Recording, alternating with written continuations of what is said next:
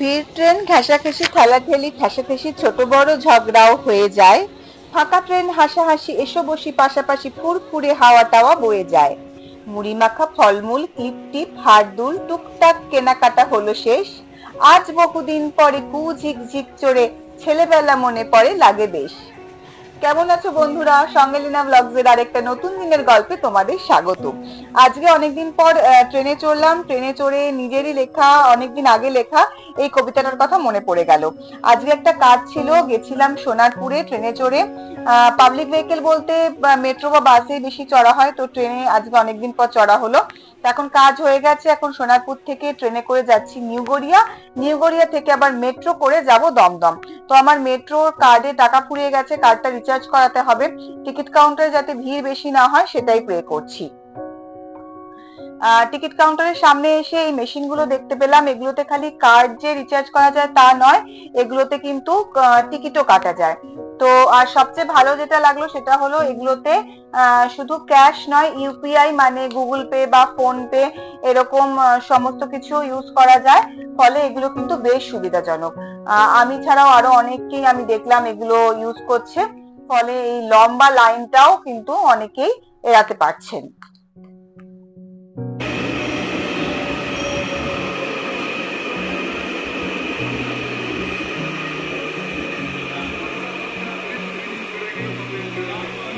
আমার আগের স্কুল ছিল নিউ গড়িয়াতে। সেই স্কুলের যে এসআই অফিস যেটা ছিল সোনারপুরে, তো সেই ট্রান্সফারের ব্যাপারে কিছু কাজকর্ম ছিল যেগুলো অনেকদিন ধরে বাকি রয়ে গেছিল। সেরকম কিছু কাজ করতে আজকে এসেছিলাম সোনারপুরে। তো অনেকদিন পরেই পুরোনো পথে যাতায়াত করলাম। ভাবছিলাম যে এক সময় কতটা দূরে রোজ যাতায়াত করতাম আমি। পুরোনো পথে এসে খুব ভালো লাগছিল, আবার একটু নস্টালজিক লাগছিল আর কি।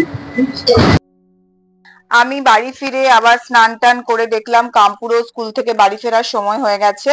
তো কামপুর স্কুলের পুলকার ওকে আমাদের বাড়ির গলির মুখে নামিয়ে দেয়, সেখান থেকে ওকে আনতে গেলাম।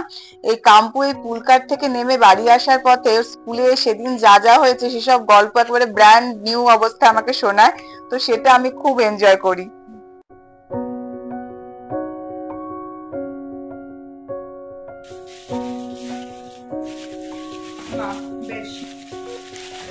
আমার পরিচিত এক দিদি অনলাইনে জিনিসপত্র বিক্রি করে। তো ওর থেকে আমি একটা বেডশিট আর সালোয়ার কামিজের পিস নিয়েছিলাম। তো দেখলাম যে আমি কাম্পুকে যখন আনতে গেছিলাম তখন সেইগুলোরও ডেলিভারি দিয়ে গেছে। তো এখন খুলে দেখছি যে জিনিসগুলো কিরকম হয়েছে।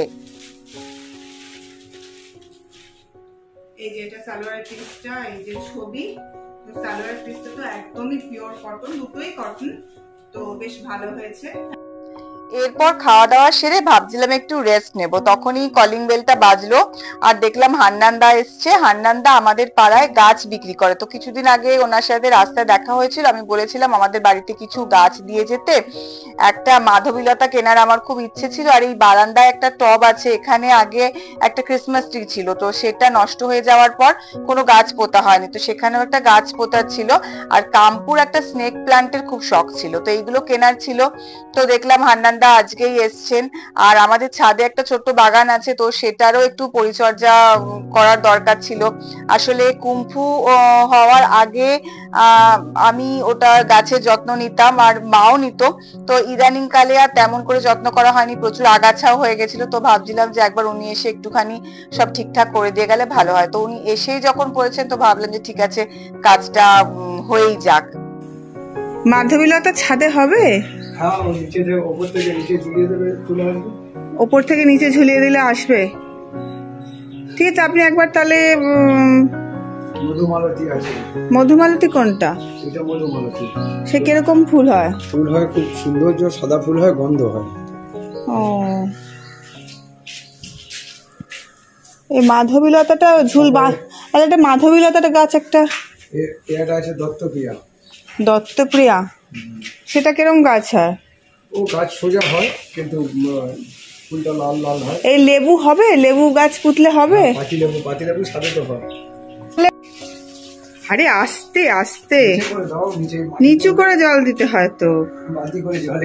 বর্ষাকালে কি গাছ হবে ভালো ফুল? কোনটা?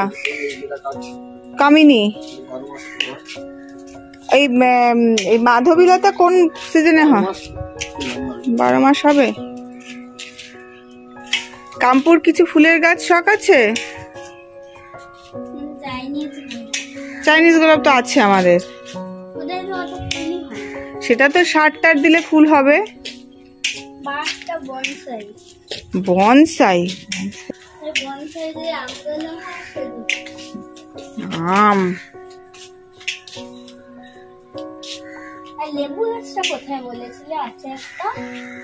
লেবু গাছ নেই, লেবু গাছ আমি পুঁতবো ভাবছি।